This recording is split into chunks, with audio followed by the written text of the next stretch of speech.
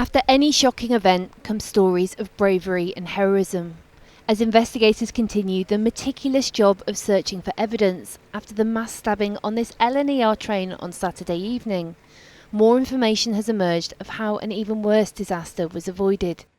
The train driver, who has now been named as Andrew Johnson, an ex-Navy Iraq veteran, another rail worker at the scene, said the driver had overrode the emergency stop button to divert the train to Huntingdon, where emergency services were racing to meet it. The driver was very quick in his response. The controller was very quick to act. I mean, the journey time between Peterborough and Huntingdon is around 10 to 15 minutes. So the driver had to act very quickly, and obviously you've got to think this train is travelling at 125 miles an hour tops. So that driver has mere minutes to act and make sure that people are aware of what's going on and get that train stopped as quickly as possible in the best place and get everyone off that train as soon as possible. So that driver's actions and the controller's actions made a massive impact on how quickly this could be dealt with. And more details of a yet unnamed LNER staff member who tried to stop the attacker and is in a life-threatening condition in hospital. Detectives say it's clear his actions were nothing short of heroic and undoubtedly saved many people's lives after they reviewed the CCTV from the train. Today, Anthony Williams, believed to be pictured in this CCTV image, was named as the suspect and charged with 11 counts of attempted murder. He's yet to enter a plea. One of those charges relates to a different attack in the early hours on the day of the mass stabbing.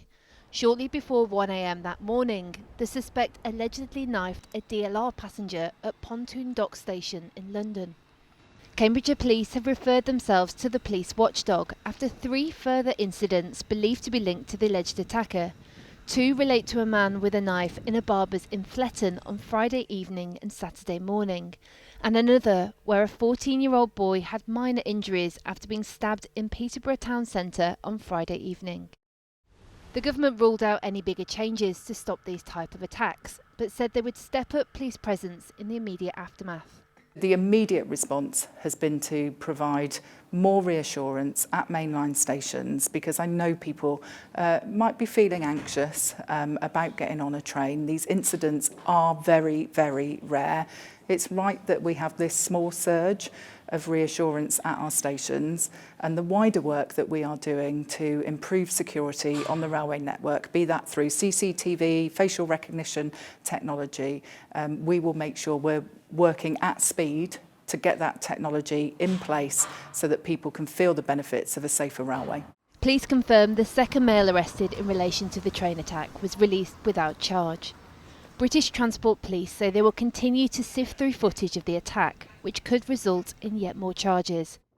But their work on the train in Huntingdon Station is now complete, as it was finally moved off the platform where it had come to a terrifying, unplanned stop 2 days ago. I'm joined now by the MP for Huntingdon, Ben Abesi-Jekti.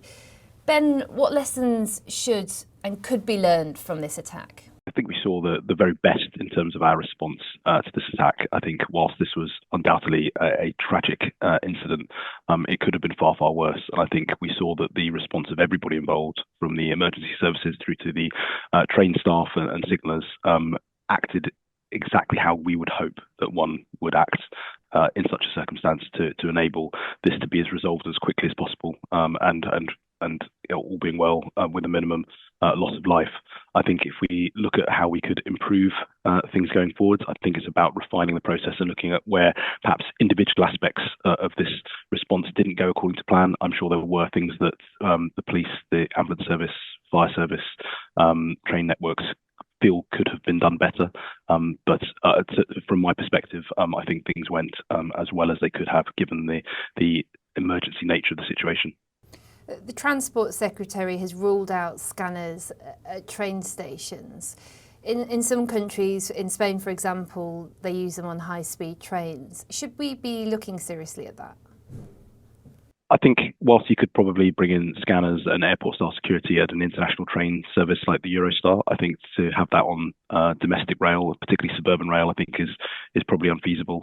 You'd realistically have to implement that at not only our entire train network, but then link that to the tube system as well. And given the volume of travel that goes on both networks on a daily basis, I think to implement that type of restriction would both be incredibly expensive in terms of staff and resources and infrastructure, but also I don't think we want to live in a sort of country where you need to have an airport-style scanner in order to get on a train. Whilst this is a tragic incident, it is a very, very rare incident to have taken place. And I think to that extent, I don't think we can afford to change the very nature of our entire society to accommodate what is such a rare occurrence. Police now name a suspect's ethnicity in events like this. Do you worry that plays into conspiracy theories rather than stops them?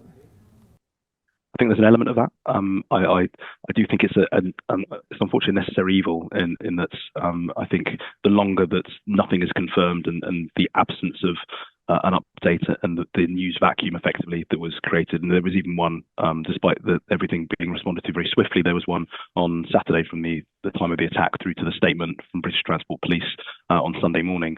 I think if you don't fill that void with facts, then people will speculate. And in this day and age, with social media being as it is, it's very, very easy to speculate, and it's very easy to spread misinformation. And I think dealing in only facts and not speculation, rumours and misinformation is what's key. I think otherwise you can quickly spiral a situation out of control, as we saw last year with the riots. So I think it's vital that the police get on the front foot when it comes to confirming things like ethnicity and background. But it also, while sometimes it will play into the hands of people who want to push certain narratives, at other points it will stop that narrative dead in its tracks. And I think that is the nature of the world that we live in today. Yeah, I was going to say, what do you think that says about society that's needed? I think it's a pretty damning indictment of society as in the way that we function, the way that we consume news media, our willingness to buy into conspiracy details or elements of stories that aren't true, but feed a narrative that people desperately want to believe in. But that is the world that we live in. And I think it's something that we have to adjust to. And whilst I wouldn't want to pander to it, I think it's something that we need to understand is something that needs to be potentially addressed wherever it can be. Do you worry about, members of Parliament and other high-profile figures stoking those fires of division along lines of nationality and race? And what can be done to stop that? I think it is beholden on us as parliamentarians to recognise that our platform carries with it a weight of responsibility that we need to be mindful of. And I think it means that language has to be chosen very, very carefully. Sometimes that language is chosen very, very carefully in a sensible way, and sometimes that language is chosen very, very carefully in a manipulative way that suggests things that aren't necessarily true. But whilst I don't think there's necessarily anything that we can do to stop people from leveraging that to their own ends, and the nature of politics is that will always be the case, I suspect. I think we do have to be very, very mindful that words have consequences. Do you worry about the direction of travel in that sense? I know you've spoken before about receiving abuse. I do slightly worry about the direction of travel, to be honest.